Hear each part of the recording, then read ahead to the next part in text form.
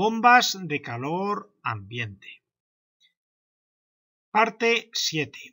Caudales en los circuitos primarios y secundarios. Objetivo. El objetivo del presente vídeo, de la presente sesión, es observar aspectos técnicos de los caudales y de la selección de tuberías en un circuito primario de una bomba de calor ambiente.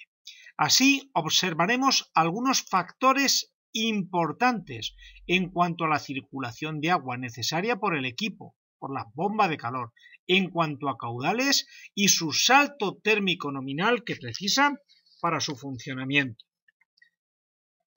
Observemos las prestaciones de una bomba de calor. Siempre debemos ir al manual técnico, al manual de instalación de la bomba de calor para ver sus prestaciones. Y podemos encontrar informaciones como esta. Esto es una tabla, un extracto de una tabla de información técnica de un determinado modelo de bomba de calor. Y el fabricante nos da una información importante de las condiciones de trabajo que necesita esta bomba de calor.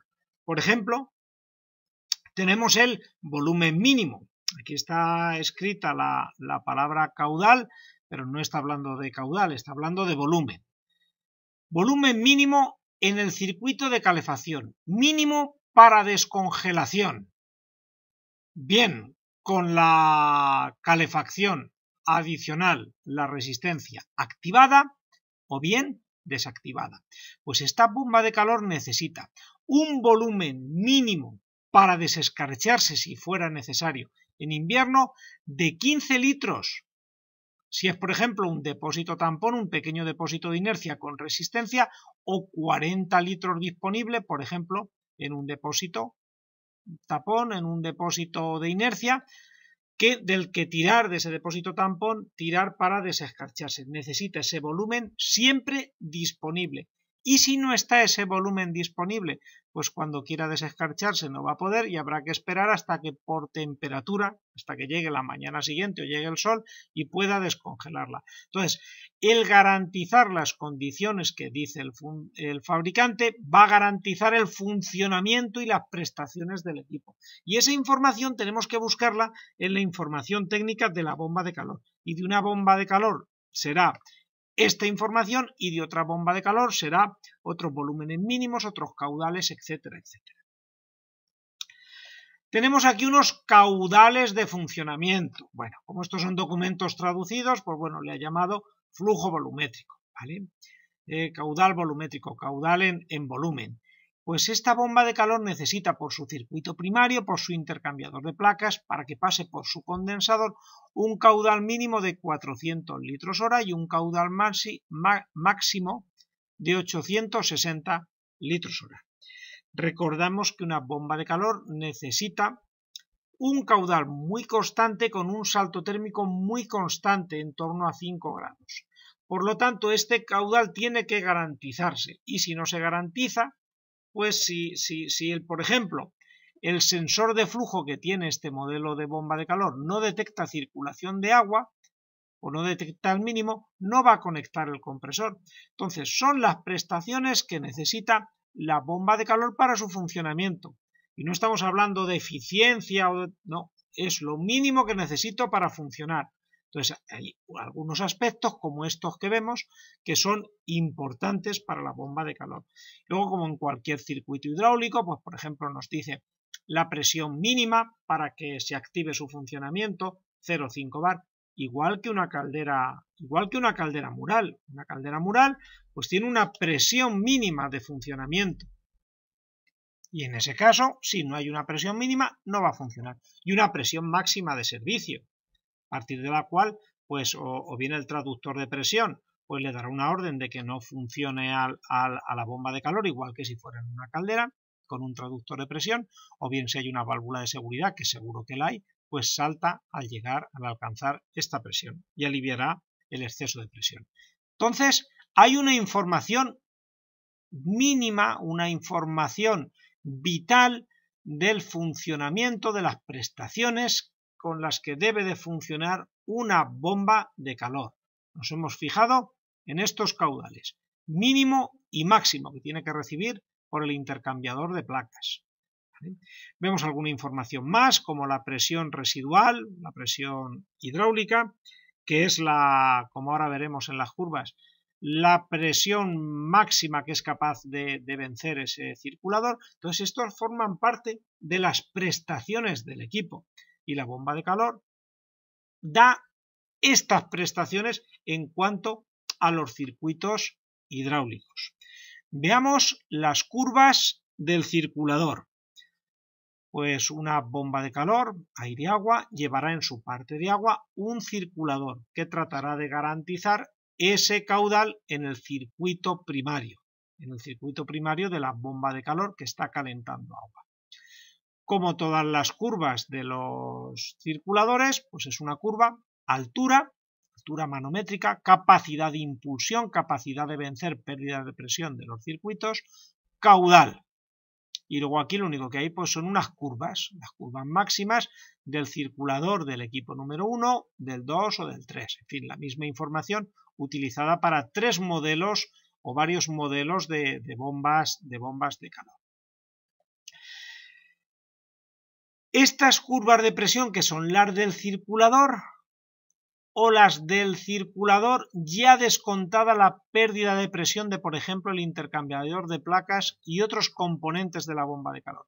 Esa información debemos de comprobarla en el manual del equipo. En este caso, de este fabricante nos dice: te ofrezco estas curvas de presión y caudal disponibles en las tomas de la unidad exterior. O sea, esto es lo que doy de la bomba de calor hacia afuera, donde podemos conexionar la instalación. Pues son curvas muy útiles. Entonces los fabricantes que nos dan las curvas, bien de una bomba de calor o bien, vuelvo a poner el ejemplo de una caldera, en las tomas, pues ya tiene descontadas las pérdidas de presión internas que se ocasionan. Entonces son curvas útiles de la máquina, del equipo, hacia afuera. ¿Y qué observamos aquí? Pues la bomba de calor puede dar, con un caudal mínimo de 400 litros hora, pues podría vencer una pérdida de presión de 75 o 76 kilopascales.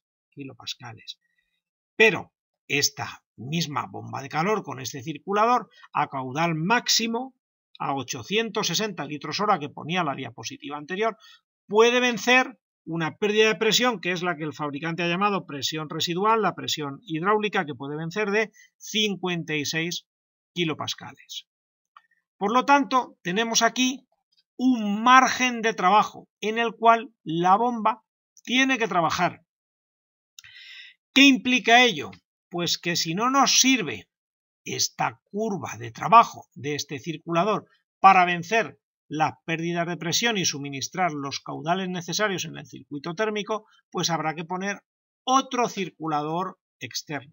Entonces, habrá que mantener este circulador, porque viene con el equipo, para el circuito primario, y luego para el circuito de alimentación, los circuitos secundarios, pues disponer otro, porque la bomba de calor necesita garantizar unos caudales, unos saltos térmicos y algún otro aspecto técnico como los volúmenes mínimos. Y cuando no se garantizan, pues el equipo pues se detiene su funcionamiento, y eso es más incómodo. Entonces es un aspecto a comprobar dentro de los que estamos viendo. Las curvas del circulador, que me va a dar un margen de trabajo. ¿Qué nos sirve para el circuito térmico? Maravilloso. ¿Qué no nos sirve?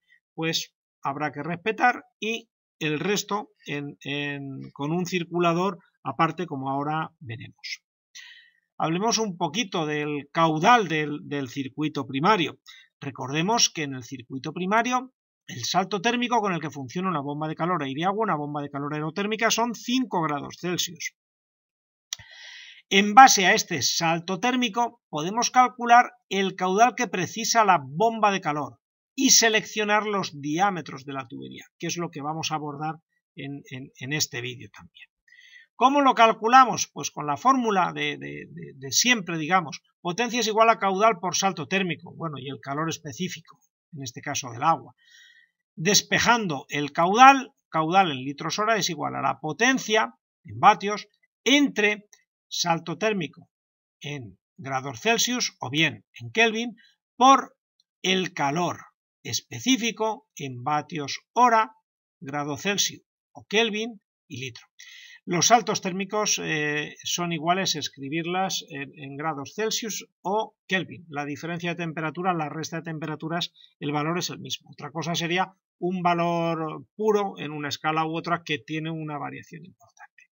Lo digo esto por si alguna vez se encuentra en esta fórmula, que está aquí escrito una K de la escala Kelvin, la fórmula sigue siendo la misma y perfectamente válida y no hay que hacer ninguna operación para hacer ningún cambio de temperatura. Los saltos térmicos son iguales, recordad. Recordemos que el calor específico del agua es 1,16 vatios hora, litro y grado. Por lo cual, pues conocida potencia, conocido el salto térmico, podemos determinar el caudal de ese circuito. Recordemos también, porque venimos de unos sistemas de calefacción con calderas. Las instalaciones con radiadores convencionales han sido diseñados sus tuberías, sus caudales para un salto térmico de 20 grados. ¿Qué implica esto? Pues que los caudales que se obtendrán en esos circuitos son distintos a los caudales para la misma potencia de una bomba de calor, que trabajan con salto térmico distinto. Todo esto vamos a ir viéndolo con ejemplos. Vamos a hacer un ejemplo de dimensionado de tuberías y vamos a jugar con unos saltos térmicos para ver esta variación de caudales. Pero poquito a poco. En cuanto a dimensionado de tuberías, vamos a centrarnos en las tuberías hidráulicas, las que llevan agua, porque el dimensionado de las líneas frigoríficas, por ejemplo, que conectan la unidad exterior y la unidad interior, lo establece el fabricante del equipo, y aquí el instalador o el proyectista no puede hacer nada. Hay que mantener esos diámetros, simplemente verificar que está dentro de las longitudes y desniveles que puede atender el equipo. Y en su caso, pues si la longitud es mayor de un determinado valor que nos indicará el fabricante, pues añadir carga de refrigerante. Pero esta es una parte del cálculo de tuberías que no podemos ver porque viene establecido por los fabricantes de las bombas de calor. Vamos a los circuitos térmicos. Los circuitos térmicos se tienen que diseñar para una baja pérdida de presión hidráulica en estos circuitos de agua. Una baja pérdida de presión estará en torno a 10 milímetros de columna de agua por metro. Es un valor muy bueno. 10, 12, es un valor muy bueno. No son valores absolutos que marque la normativa, sino valores recomendados. Y una velocidad en torno a 0,5 metros por segundo. Puede ser 0,20 o 0,30 metros por segundo, un poquito más baja en diámetros pequeños. Pues es difícil conseguir bajas pérdidas de presión cuando se trabaja con ábacos para ellas.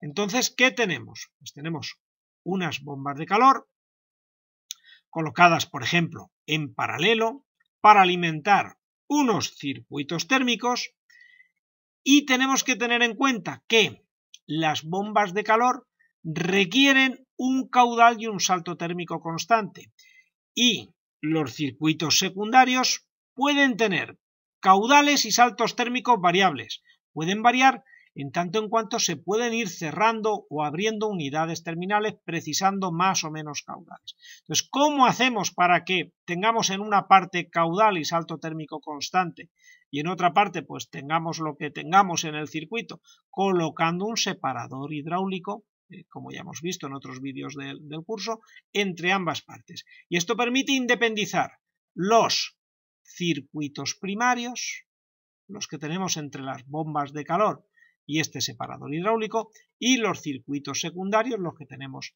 entre este separador hidráulico, entre esta aguja de equilibrado y las unidades terminales. Vamos a calcular los caudales de los circuitos. Vamos a hablar de los caudales y vamos a ver cómo hacemos esta selección de tuberías para respetar las prestaciones y los saltos térmicos de los equipos. Recordemos que el salto térmico de los circuitos primarios tiene que ser un valor fijo, 5 grados Celsius. En los circuitos secundarios podrá ser distinto, según si está ya construido, con unos saltos térmicos y con unos caudales, o bien dependiendo de las unidades terminales que tengamos.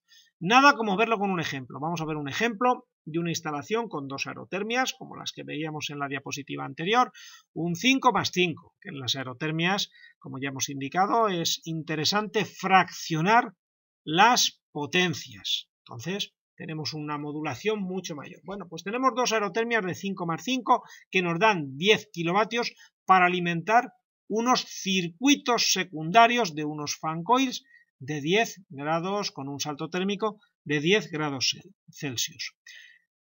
¿Qué tenemos aquí? Nuestras dos aerotermias, un 5 más 5, para atender los 10 kilovatios de los circuitos térmicos.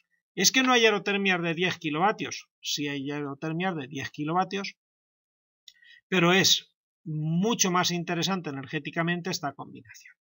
El caso es que vamos a utilizar este esquema para calcular caudales y en la parte final vamos a ponerle diámetros y vamos a ver curiosidades de los circuitos primarios y secundarios. Aplicamos la fórmula que hemos visto, caudal es igual a la potencia entre el salto térmico. Así, en los circuitos primarios tenemos para la bomba de calor de 5 kilovatios dividido por el salto térmico de 5 grados y también entre el calor específico del agua, 862 litros hora. Así tenemos en la salida del equipo, hemos pintado solo las idas, podríamos haber pintado también los retornos, pero bueno, el mismo caudal que va es el caudal que vuelve, entonces el cálculo que hagamos en la tubería de ida es el mismo para el retorno. 862 litros hora, el mismo caudal porque es la misma potencia en la otra.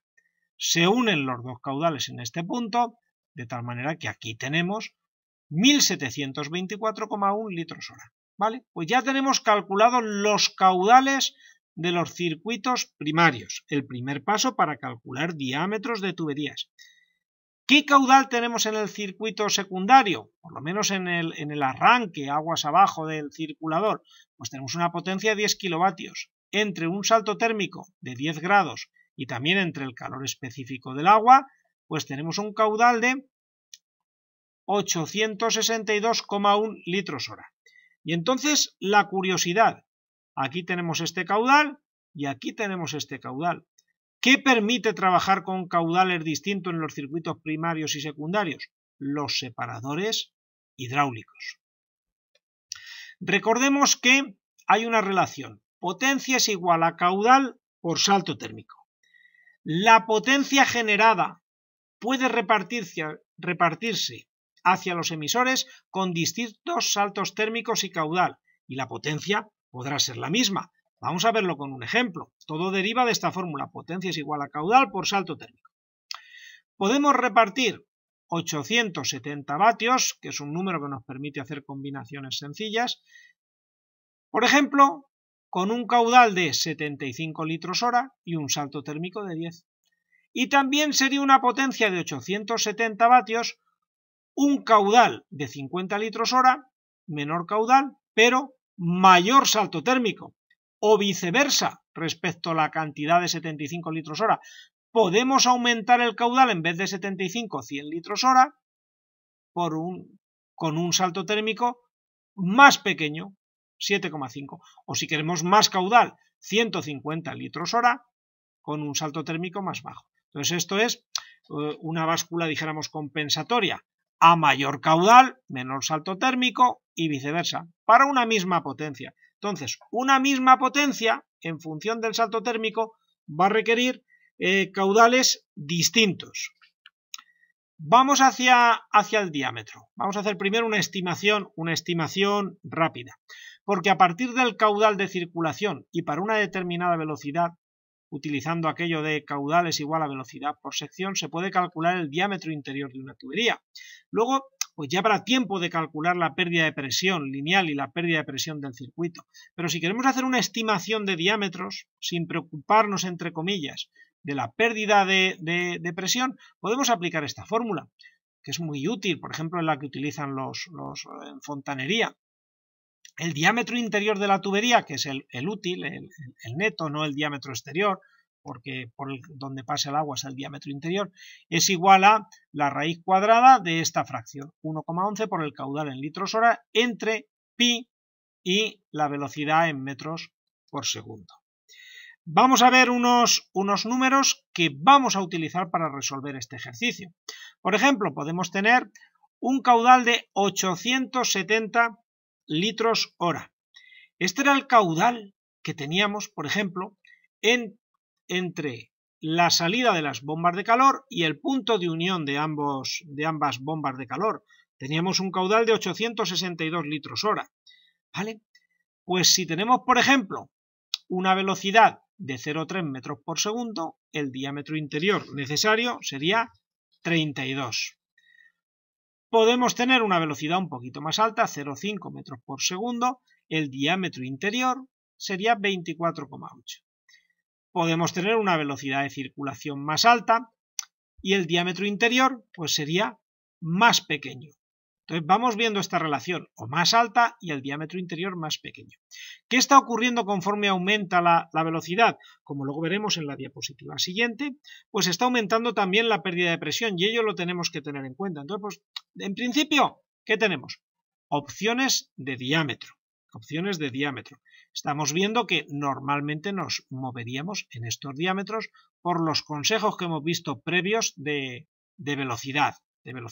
Seguramente este va a ser un buen valor, 0,5 metros por segundo y un diámetro interior de 24,8. Y luego teníamos algún tramo que tenía un caudal mayor, 1724. Bueno, vamos a hacer las cuentas con estos números que salen bastante bien. Para un caudal de, por ejemplo, 1740, el doble de este valor, para un doble de caudal, y para las mismas velocidades no se necesita el doble de diámetro. No es una expresión lineal. Por ejemplo, para la misma velocidad de 0,5 metros por segundo, el doble de caudal, 1740, se precisan 35,1 milímetros de diámetro interior de la tubería. Menos velocidad, pues si quiero menos velocidad, pues habrá que poner un diámetro más ancho, 45,3. Si quiero más velocidad, menos diámetro. Entonces ya estamos viendo una vinculación entre la velocidad y el diámetro. Observemos ahora la pérdida de presión. La pérdida de presión, el criterio es que tiene que ser baja para evitar sobredimensionamientos de los circuladores y, por ejemplo, para los circuladores primarios que nos sean útiles, que nos sirvan los que tiene el equipo. ¿Qué es algo razonable, admisible? 10 o 20 milímetros de columna de agua, sin ser barreras fijas. Veamos las pérdidas de presión de los ejemplos que hemos estado viendo.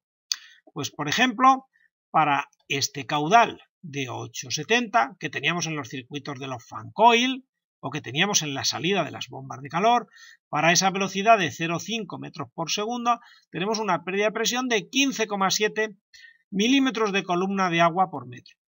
¿Que quiero menos pérdida de presión o que necesito menos pérdida de presión? Pues me tengo que ir a un diámetro mayor, menos velocidad, menos pérdida de presión. Ya tendríamos una pérdida de presión muy baja. Entonces, si lo necesitáramos, esta es la solución. ¿Y qué ocurría con las velocidades mayores, donde teníamos diámetros más pequeños? Porque la pérdida de presión es mayor. Más velocidad, menos diámetro, mayor pérdida de presión. ¿Cuál selecciona? Pues las que me permita funcionar el equipo.